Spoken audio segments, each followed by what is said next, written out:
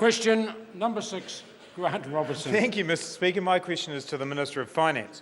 Does he stand by his statement in relation to capital contributions to the New Zealand Super Fund that, quote, saving by borrowing is like building up your savings with your credit card. It just doesn't make sense, end quote.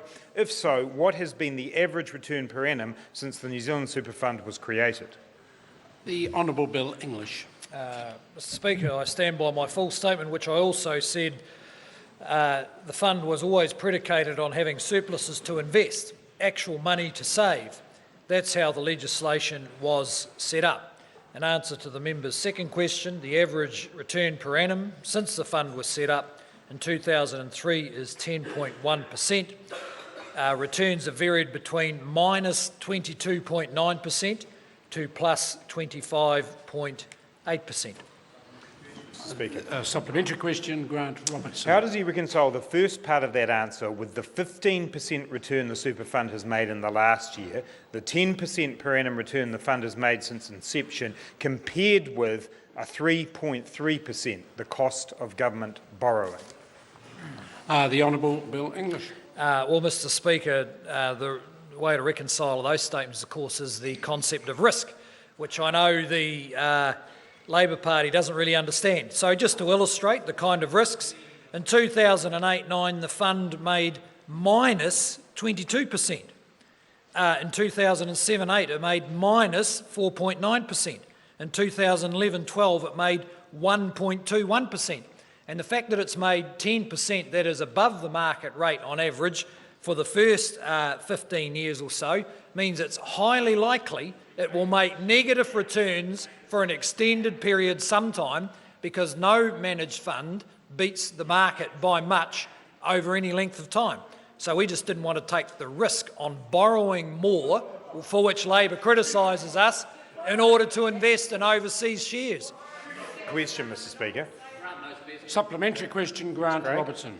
Are the guardians of the Super Fund correct when they say that the Super Fund is worse off by $18.2 billion, comprised of $12.7 billion of unmade capital contributions and $5.5 billion of foregone earnings as a result of his government's decisions? The Honourable Bill English. Mr. Speaker, yes, they are wrong. They aren't right, and it's just the management of the super fund, of course, would love to have billions of dollars. The question I would say to the management of the super fund, would they go and borrow $5 billion in order to invest on overseas equities markets that have been deliberately inflated in value by central banks around the world? And no one knows what will happen to those share funds when central banks stop printing money. That's one of the preoccupations of world financial markets right now, is the risk of the very investments the super funds made. Supplementary question, David Seymour. If the minister did know how to consistently borrow at 3% and make a return of 15%, would he be A, very, very rich, or B, on the front bench of the Labor Party? Order. It's a marginal question. I'll let the Minister argue that for which he's got ministerial responsibility. Whoever did it would be very, very rich, and then they'd probably be entitled to join the ACT Party. Speaker. Supplementary question, Grant Robertson. Are the guardians of the Super Fund correct when they say that compared to the cost of borrowing, taxpayers are now $6.2 billion worse off than if capital contributions to the fund had been continued by his government? The Honourable Bill English. Mr. Speaker, yes, they are wrong, for two reasons. One is the calculation is completely hypothetical.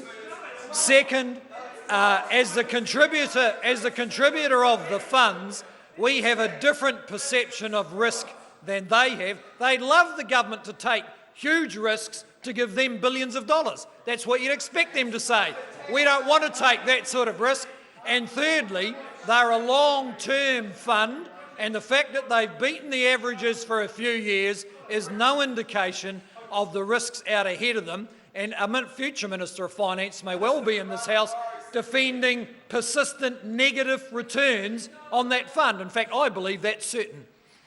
question, Mr. Oh, Speaker. supplementary question, Grant Robertson. In light of all those answers, what does he suggest a future government do to fund the cost of New Zealand superannuation in 2030 if, as the Treasury forecasts, the fund is $36 billion smaller than it should be and there will be a 2-year delay in drawing upon the fund? What should they do? Raise taxes, cut spending on health and education, or cut New Zealand superannuation? The Honourable Bill English. Mr. Speaker, what they should do is stick with the expenditure control regime that the current national government has in place, because if governments do that for the next 10 to 15 years, they will have sufficiently large surpluses to top up the fund, get rid of all our debt and afford national super. But if the government changes to the reckless Labor approach to expenditure, we won't be able to do any of those things. Question number 7, Dr. Kennedy Graham. Thank you, sir.